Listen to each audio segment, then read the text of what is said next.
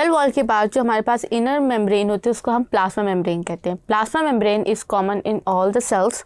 और उसका स्ट्रक्चर क्या है उसको हम स्टडी करते हैं वन बाय वन। सबसे पहले by definition plasma membrane it is the boundary that control the passage of the cell. And same बात कि it is common in all type of cells. इसको रिप्रेजेंट करने के लिए जो मॉडल यूज़ हुआ था उसका नाम है फ्लूइड मोज़ेक मॉडल। अगर आप इस डायग्राम को देखें तो this is the model name as fluid mosaic model.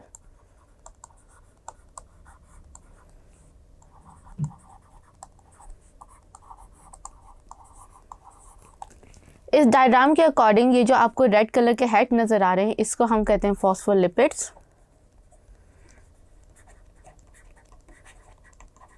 और ये इसकी जो है ये मेन पार्ट है। फिर उसके बाद आपको कुछ ब्लू चीज़ें नज़र आ रही हैं, this is known as the proteins. Proteins are known as the gateways.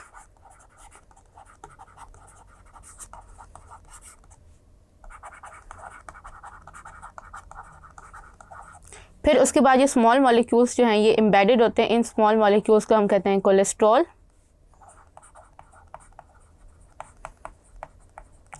This cholesterol molecules इनका एक ही फंक्शन होता है कि ये सेल की प्लाज्मा मेम्ब्रेन की फ्लूइडिटी को कंट्रोल करते हैं।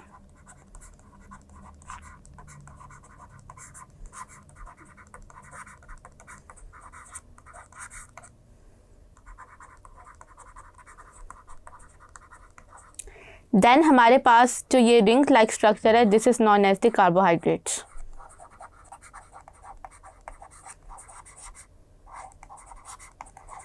कार्बोहाइड्रेट्स हमेशा याद रखें they will not be present in the free form, they will always present in the form of glycolipids and glycoproteins.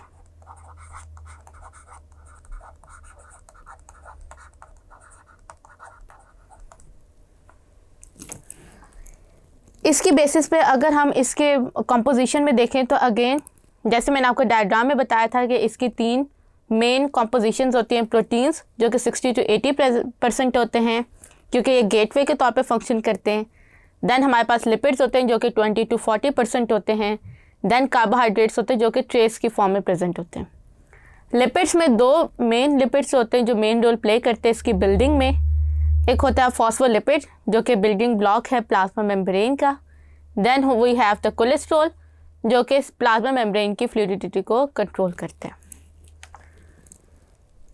जहाँ पे लिपिड की बात हो रही है तो मैंने आपको बताया कि lipid is the one that gives the basic structure to the membrane और ये मेम्ब्रेन की फ्लूइडिटी को कंट्रोल करता है। फॉर एग्जांपल अगर हीट ज़्यादा होगी तो उसकी फ्लूइडिटी जो होगा वो काफ़ी फ्लोई होगा।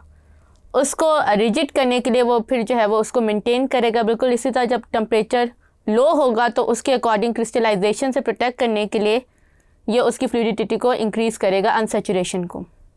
सो this is known as the control the fluidity of membrane. At the same time ये प्लाज्मा मेम्ब्रेन जो है ये उसकी एंट्री और एग्जिट को सेल की रिस्ट्रिक्ट कर रहा होता है। इनकी कौन सी चीज़ एंटर होगी और कौन सी चीज़ बाहर जाएगी। फिर हम बात करते हैं प्रोटीन की। Protein are one of the most important part of the plasma membrane. ये प्लाज्मा मेम्ब्रेन के स्ट्रक्चर्स के अंदर गेटवे के तौर पे एक्ट कर रहे होते हैं।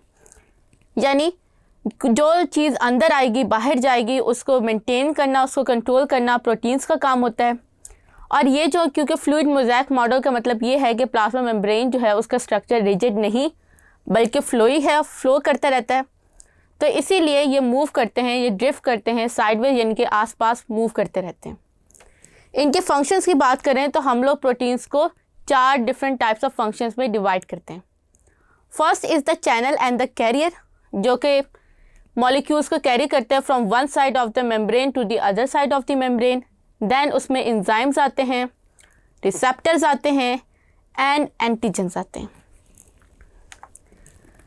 पहले बात करते हैं channel and carrier of the proteins की। अगर चैनल का नाम क्या है कि ये डायग्राम के अकॉर्डिंग ये जो है दिस इज द चैनल। इसमें आपको पूरा जो है वो एक लॉन्ग पोर क्रिएट हो रहा है। उस पोर से जो है वो मॉलिक्यूल इजीली अंदर आ रहे हैं और सेल के अंदर एंटर हो रहे हैं। देन हमारे पास जो दूसरे हैं उसका नाम है कैरियर। कैरियर क्या करता है कि ये मॉलिक्यूल को पिक करता है और उसको जो है वो ओपन कर देता है दूसरी तरफ। फॉर एग्जांपल कैरियर यहाँ पे यू मॉलिक्यूल को पिक करेगा, यहाँ से बंद होगा और यहाँ से ओपन हो जाएगा, जिससे वो मॉलिक्यूल सेल प्लाज्मा मेम्ब्रेन के अंदर चला जाए। फिर उसके बाद हम बात करते हैं एंजाइम्स की। एंजाइम्स ऐसे होते हैं कि जैसे मॉलिक्यूल प्लाज्मा मेम्ब्रेन के साथ आएगा, एंजाइम्स उसको अंडरस्टैंड करेंगे और उसके अकॉर्डिंग बायोकेमिकल रिएक्शन का कैस्केड स्टार्ट करेंगे। इसकी कॉमन एग्जांपल में है transformation of ATP to the cyclic AMP. उसके बाद हम बात करते हैं रिसेप्टर मॉलिक्यूल्स की। Receptor as the name shows कि ये वो प्रोटीन्स होते हैं जो कि हार्मोन्स और डिफरेंट सेल्स के सिग्नल्स के मॉलिक्यूल्स को रिसीव कर रहे होते हैं।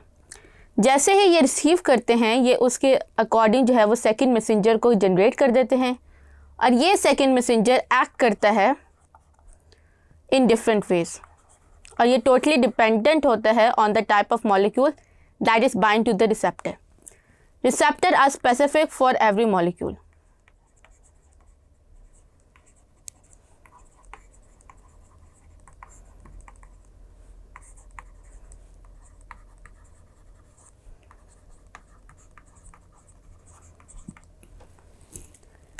उसके बाद हमारे पास जो लास्ट प्रोटीन है उसको हम एंटीजन प्रोटीन कहते हैं। Antigen protein as a name indicate कि ये वो प्रोटीन्स होते हैं जो आपके सेल के सरफेस के ऊपर मार्कर्स क्रिएट करते हैं, यानी कि ऐसे address that are unique and that are similar for all your body sales.